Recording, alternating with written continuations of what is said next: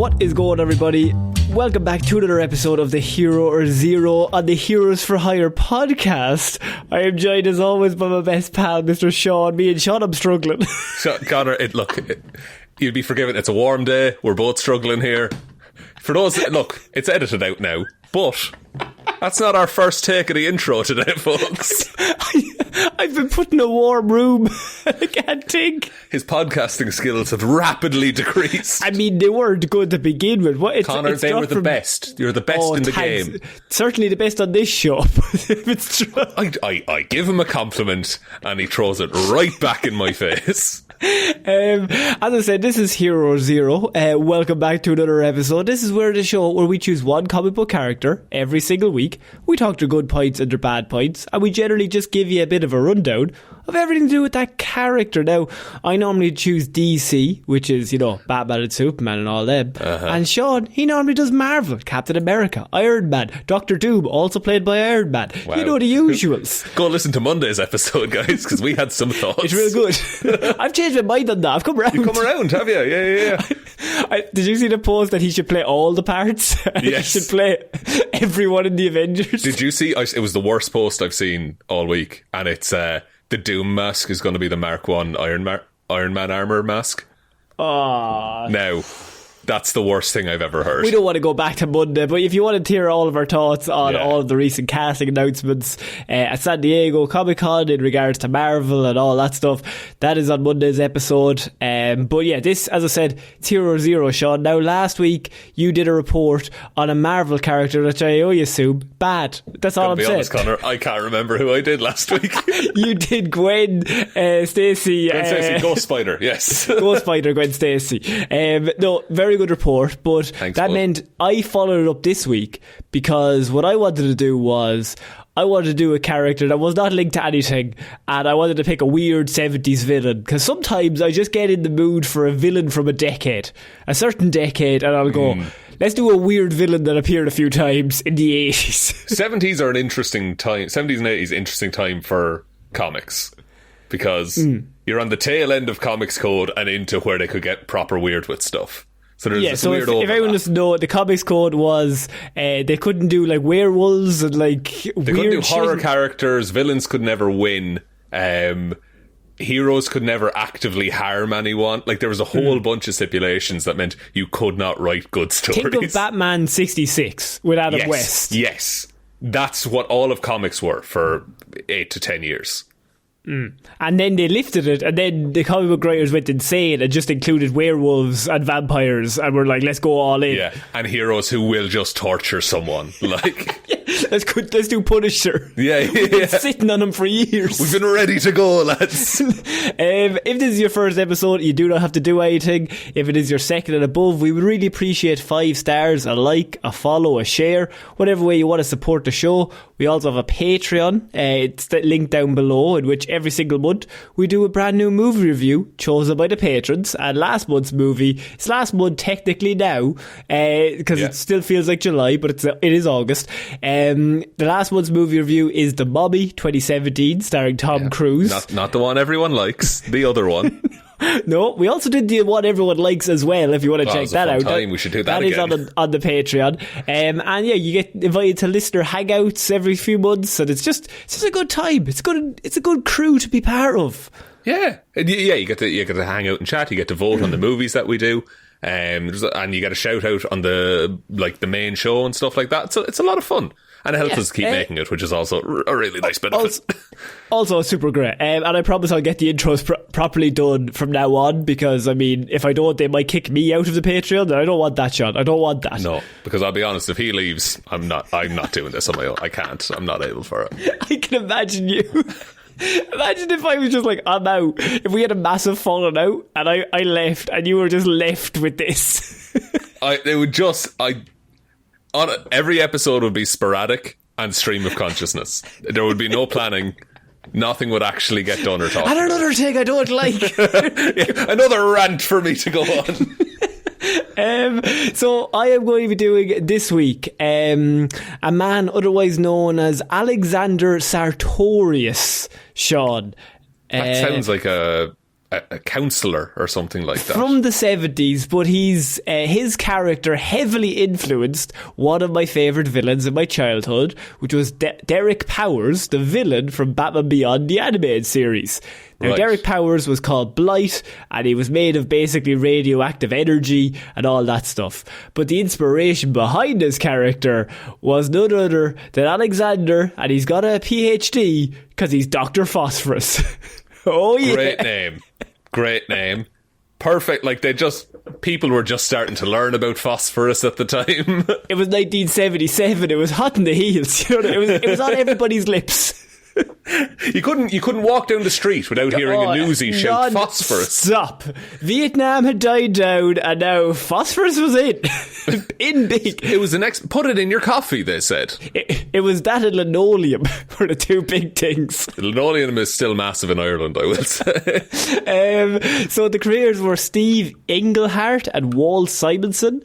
First appeared at Detective Comics 469. This is in May of 1977. So Dr. Alex Sartorius, he's a pretty big deal. Owns his own medical practice. He's kind of well off. He's a rich enough guy, and he gets invited all of a sudden by Gotham's General Dr. Bell to join a tobacconists club. Smoking's still cool at the time. Which is just rich white guys in a big room, and they all smoke cigars and be like, it's all the rich people in Gotham. They love hitting their wives, yeah. It's 77, so they're really talking about it. Still bad then, still bad now. But yeah, so it's just basically rich man's group in Gotham. It's like where all the wealthy people go, all the dickheads all go to one room, they all have a chat. So he gets invited into that club. And it's pretty big in Gotham City. He becomes a member, and all of a sudden he's asked by Rupert Thorne, who is the city councilman and also a very famous Batman villain for just being a rich dickhead. He's part of the club. In his side, you might say. Well, you could. I suppose you could if you were bad at now, jokes. Connor, don't worry, I'm done. You just left the call. That's the last thing you ever said. So yeah, like he's asked by Rupert Thorne, who is part of the club, that we're trying to get a nuclear power plant into Gotham City, right? And what year is this? We would love. Apparently this rich fucking men's club is like, they're like, we're going to get a nuclear power plant brought into Gotham City. In the centre of Gotham City. Right in the fucking dead centre, killing all. Right on Wayne Manor there, that's where we'll put it. See all those orphanages, we're going to knock all them down. We're going to put a big fucking reactor in there, boy, right? Nothing will go wrong, he said. Chernobyl hasn't happened yet, he said. And then the other guy's like, that's weird that you very specifically named that one plant. Why, what do you know that's going to happen? So he's asked to put all of his life savings behind this idea. Everyone in the club is doing it. You got to be part of our crew. You got to come in. Now everyone else there is a millionaire. He's a doctor, so he might be like 100,000 there. Yeah, he's got like regular rich guy money. Yeah, he's rich, but he's not well like, off. I know. He's more than well off, but he's also not Rupert Thorne, who's like multi-millionaire. Yeah. Money still means something to him, maybe. To a point. Like, he'll put a bet on for 10 grand, but he won't put a bet on for 100 grand. I see. Okay. Makes sense. Yeah, so he's asked to put all of his money behind this idea, and everyone's doing it, and we're all going to build this big, massive plant. And they put it to the ballot, and they put all their money behind it, and they put it to the ballot, and it still loses. Gotham refuses the construction of the plant. Because they were like, look, we have so many super terrorists in this city that it's probably a bad idea. Because, to be honest with you, the worst place to put a power plant is a city which I would say includes the Joker, because the first thing he's going to do for a laugh will be blow it up. 100%. Or like a Riddler will like, hey, figure it out or it all blows up, you know? How will Batman punch radioactive poisoning is my question. That's the thing. Batman cannot defeat isotopes, my friend. He's had a lot. The goggles, they do nothing, he would say. And so the city basically realises it's a scam, and they're like, we don't really want this. Now, technically, it kind of was a scam. It's a tax evasion scam set up by the group. I mean, you kind of assume that. I mean, rich white guys in the 70s. They're in a tobacconist club. Of course it's a scam. And so they're forced to take the project far away from the city. And they build it out at sea. Right? So they're like, we're still going to build it. Fuck ye. But we're going to build it out at the sea. All right. Pretty good place to build a reactor, to be fair, because you can just sink it if it goes wrong. Yeah, and so one day while they're out there, though, Shaun, you know what's coming. You know what's coming because it all goes swimmingly. It all goes real well. Well, you know, it's actually perfect. So the place gets set up. However, it doesn't have a lot of. It has substandard safety systems involved with it. They weren't in this for the love of nuclear energy. He realised that maybe he was the one putting the majority of the funds in, and all the other guys were kind of just like not putting as much but skimming money off the top off this brand new idea. Wait, the rich men were? I'm shocked. Down. That'll reach us eventually, buddy. what they're talking about is the nuclear stuff. Like, that'll trickle down into today. The water supply, of course. And it'll kill everyone, but it'll be fine. Yeah. So he is out there one day after he realises that he's kind of lost all of his money. He becomes fairly intent on making the plant good, because if it fails, then he has nothing left. Yeah, except his doctor career. I suppose, but he's also put all of his life savings into this, so he needs this to go well. So he's out there constantly trying to improve things. One day, however, Shaun, a lot of the signals, a lot of the dials, they start moving into the red, and suddenly there's an explosion within the fucking plant. Damn. Who could have seen this coming when they introduced nuclear power? In the comic books, it's said that he's the only one in the plant, which I find really funny.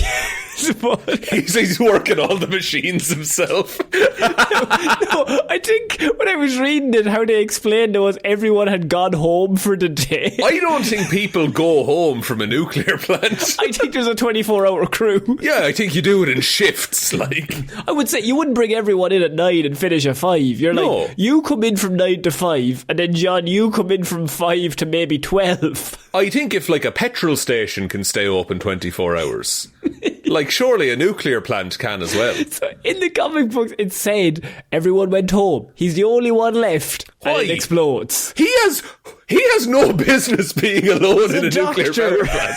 He just owns the fucking place. He can check the pulse of the plant every so often and do like a blood pressure test if he needs to.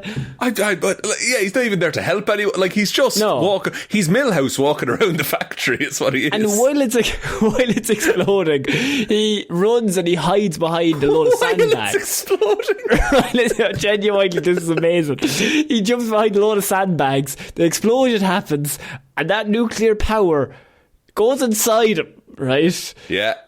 That's what's going to happen, folks. The worst that'll happen is you'll get superpowers. Obviously, it's going to happen. So, I mean, the thing is, right, then what happens is that he emits deadly fumes and he glows bright white with the nuclear flame. What? Right, while he's there. So he's now... But then, after the explosion, people show up. And one of the people is Dr. Church.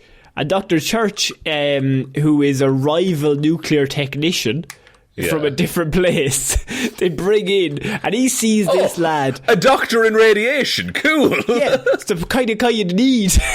Right. Should have been consulted on this. But why did we bring a dentist, they said? It doesn't make any sense. But he comes out there and he's like, wow, this guy's fucking glowing white. And he thinks, let's do experiments on him. He doesn't... He's not like, let's bring him to the hospital. He's too far gone. It's also definitely not dangerous to be in this area and around him at all. It's fine. Sure, Chernobyl hasn't happened, they keep saying to each other. Sure, look, at least Chernobyl hasn't happened yet, lads. Just over and over again. And everyone's just so confused. So, Dr. Church was permitted by Cadmus to analyse Alex's newly transformed body. And so Dr. Church discovers that the fusion reaction from the explosion sublimated Alex's central nervous system into a gaseous form.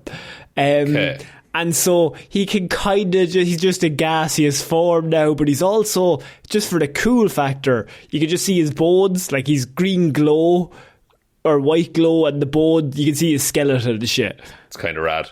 The sublimation, that's when something goes directly from a solid to a gas. There's no liquid form. Very good. Now, learning with Shaun. You would have been really handy on this oil trick. I would have been more useful than the fucking doctor, apparently. So, his body was now capable of creating a near endless supply of energy. Dr. Church, however, doesn't intend to help. He intends to make billions by unlocking the secrets behind Alex's altered physiology and patent any technology he can conceive of from his research. Okay, up until the patent, I was kind of on his side. You have unlimited energy.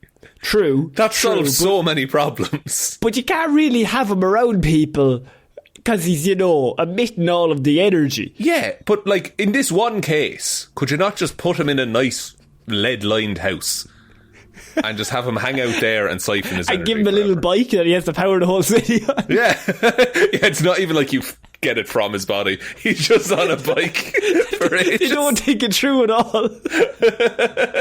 They have him shoveling coal into a furnace. We have so much nuclear energy, but we can use that to shovel coal. Quick. He can do the work of one man, but forever. He lights half a house. He basically wants to cash in on him. However, Alex can hear Dr. Church's ambitions for glory and the success that he would achieve. So what happens is he's being held prisoner. He powers out the energy in a fit of rage. He disarms the safeguards put in place to keep him suspended, and he lays waste to the facility and reduces Church to ash. Kills the doctor straight away. Jesus. And anyone else around, presumably. Presumably. When he comes to, Alex realises what he has become. The transformation drives Alex to the brink of insanity, and he decides to call himself Phosphorus, and undergoes a vengeful rampage through Gotham, because he now hates all of the rich guys in the club, obviously, but he kind of blames all of Gotham because they rejected the nuclear power plant to go into Gotham. That's a stretch. Well, to be fair, he is a gaseous form. Sorry, I forgot he was a gaseous form. That's on me. I've educated at myself. That point, I think rationale has kind of left the building, and he's now like, now we could kill everyone. Yeah, but the alternative, like if they had approved it, it would have exploded in Gotham. Yeah, but then everyone would be dead, and he'd be much happier. Well, maybe they'd all be gaseous forms or gaseous. Yeah, they need friends. That's someone to help him shovel that coal. Phosphorus hunts down every crooked investor and politician responsible for the cut-rate power plant. The only two people left are Dr. Bell, who originally brought him into the group, and Rupert Thorne, who... No dickhead. Thorne his side, yeah. Thorne his side, if you want to do the joke again. It'll get funny in the third one. Commissioner Gordon is investigating the latest crime scene, and he finds footprints scorched right into the tile floor. And he notices a ball of ash, but it's glowing. Just as Gordon's about to touch it, because he's an idiot, and he sounds like a guy from maybe one of the Aliens movies, Batman grabs him and pulls him back and is like, are you insane? That is clearly nuclear energy. That's radioactive waste is what's happening here. Yeah. The ash ball then explodes, and Gordon suffers only minor burns. Batman figures the ash ball was phosphorus pentoxide on account of the garlic smell. Batman doing pure detective Batman stuff here. Has he considered the fact it could have been garlic?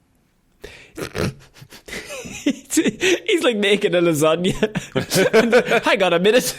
What the fuck? Wait a minute.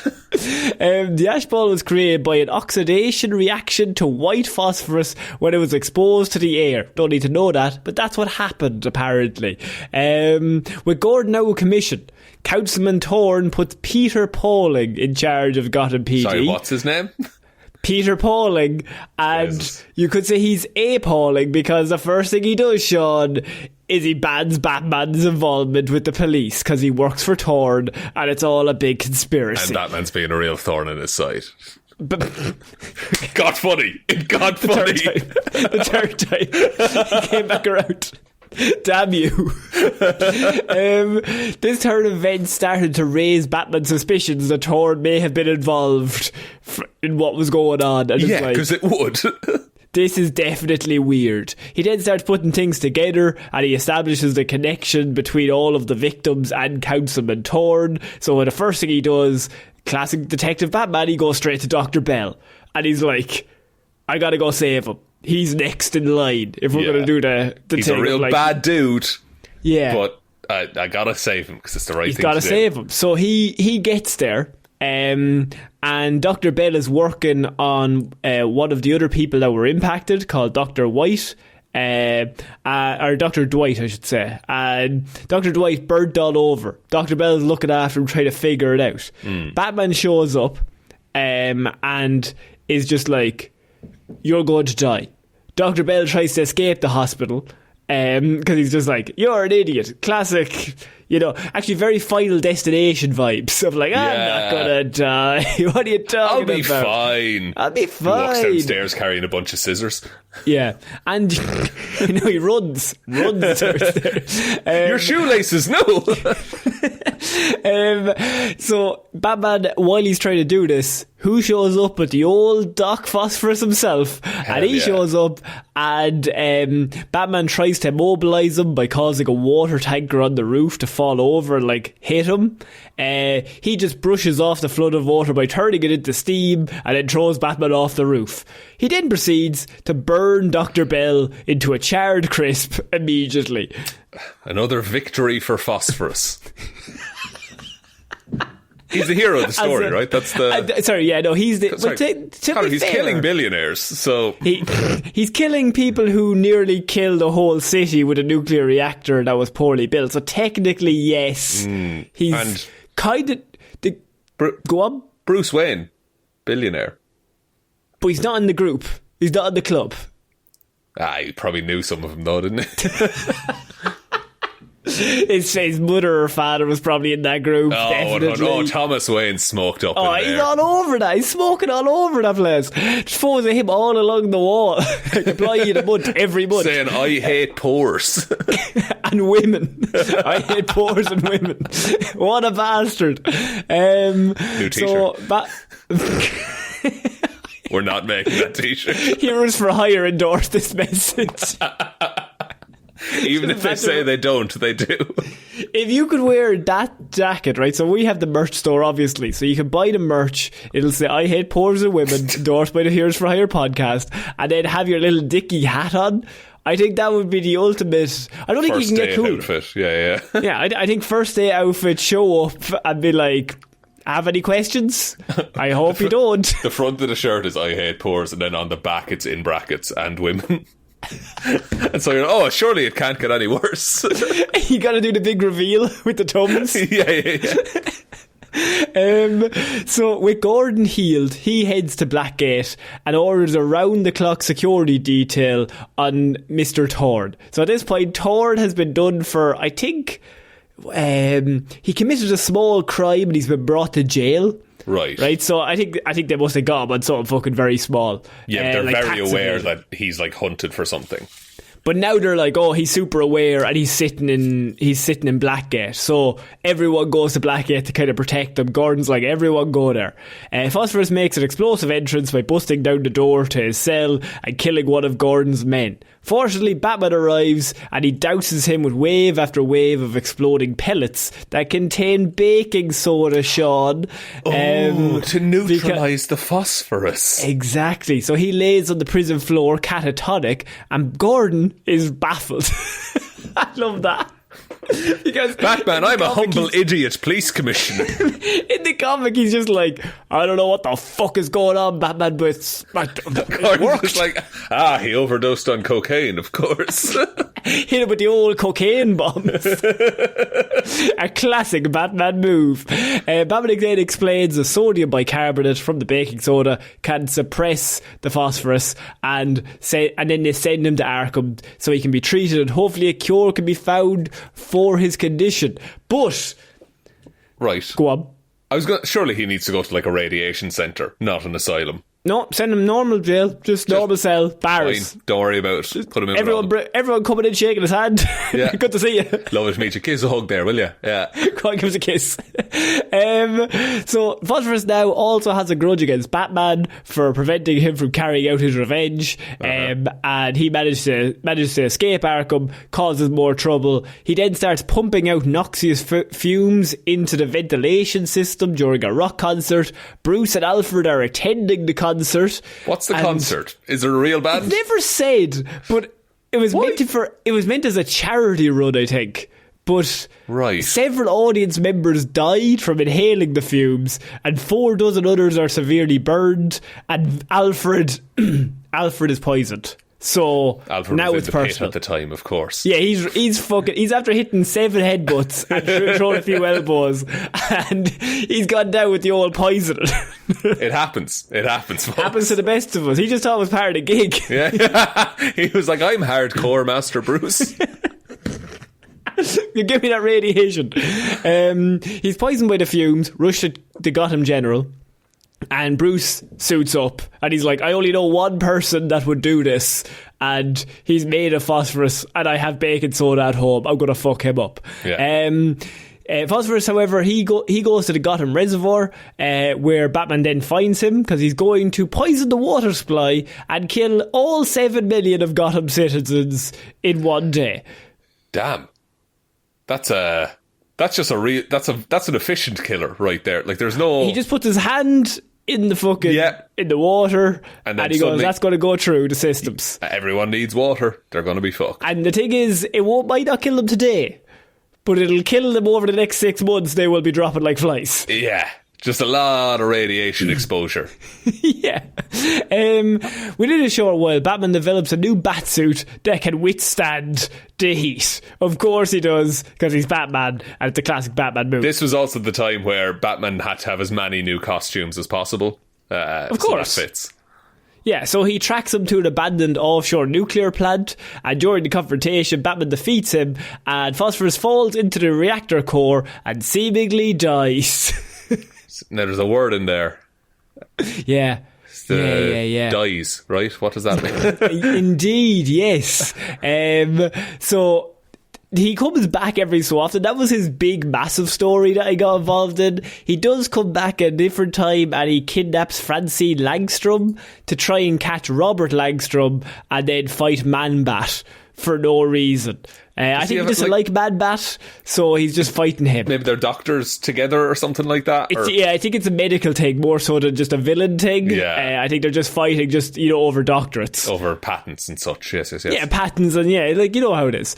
And he does a seemingly die again in that story, but he survives again. You can't get rid of phosphorus, man.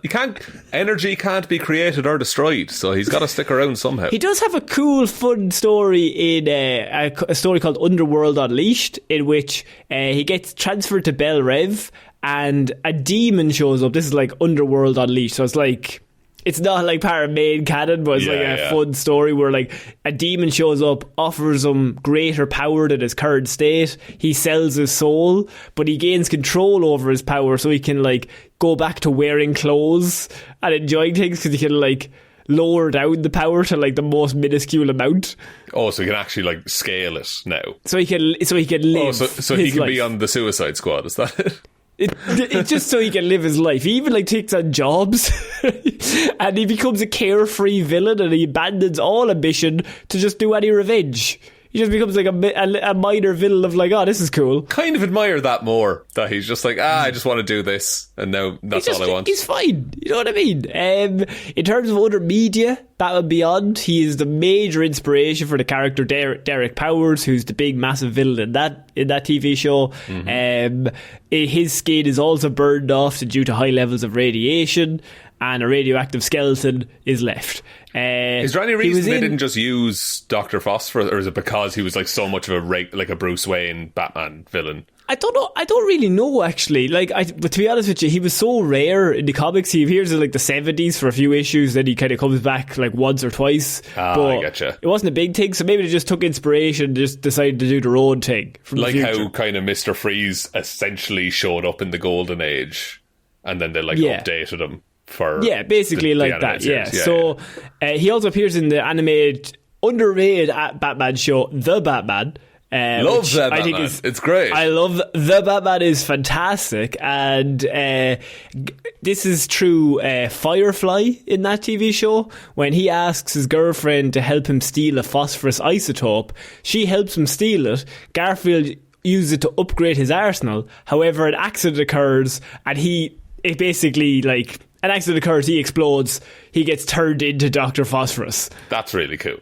That's a nice way of using the character. Yeah. Powers and abilities. Radiation. His body perpetually produces harmful radiation. An involuntary power. He can use his ability as a weapon to kill his victims with a toxic radioactive touch. Radiation production. He can just anyone within him could just fucking get killed. He can energy projection. He can hit you with radiation, fucking lasers if he wants. Cool. Love that. Superhuman endurance. His major organs are no longer present. So, I mean, because he's gaseous, so it doesn't matter. So he can't really be harmed. Yeah, you can only defeat him, scientifically then. You neutralise enough radiation. Which is why he always fights either Batman or Man-Bat. Yeah, who are the sciencey boys. The sciencey boys. His weakness is radiation dependence. If Sartorius was able to shut off his phosphorus form, he would die because this form keeps his body running. Okay. But he's not going to run out of energy. He's consistently fusion reacting, I guess? Yeah. He's constantly renewing renewing his own energy, but if you are able to stop him producing that energy, he will die. Interesting. So if you got him down to absolute zero, where things can't react, that's how you kill most things, actually, to be honest. To be fair, technically that is how you kill all things. As I was saying that, I realised, hang on. I think you just came up with the concept of death. Yeah, actually, yeah. Just stop everything from moving. And it's suggested that since the radiation replaced his central nervous system, that the only function his brain serves to understand now is revenge. So his other weakness is just revenge. He's like a radiation ghost. Yeah, basically. It's pretty cool. In terms of trivia, he's also known as the Baron of Blight, which I think is a cool name. Much better name. Go by that. Much better name. Baron of Blight is such a cool nickname. So that is my report, Shaun, on Dr. Phosphorus. Very good report. He's a really cool character for one who was in the 70s and 80s, early enough days of comics. I get why he's not used more though. Because there's only so many times Batman can put the right kind of chemical on. Also, I think once Chernobyl came along, I think he very much got put on the shelf for a long time after that. Yeah. They want more positive radioactive characters. We're really going to go with that kind of villain at around that stage, because it would have been real bad. Let's not victimise radiation anymore. Maybe we shouldn't do the villain whose power is radiation. Maybe it's not a good move. But no, that was a really good report. Do you want me to take us out, Connor? Yeah, sure, why not? Thank you for listening to this episode of Hero or Zero. We will be back on Monday with Movie Mondays, and next Friday with another episode of Hero or Zero. Big thank you to everyone over on our Patreon, patreon.com/Heroes for Hire podcast. Link to that is in the description. Do check out the Mummy 2017 review if you haven't already. It's a real good time and it's just a fun listen. We talk about Jake Johnson a lot in it.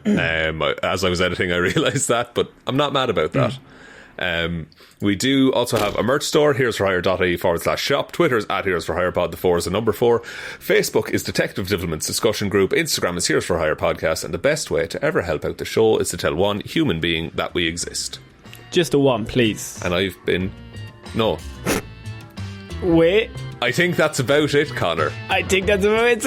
I've been Conor Lawler. I'm really warm. The heat got to him by the end. Just at the end. We'll see you all next week, guys. Bye. Bye.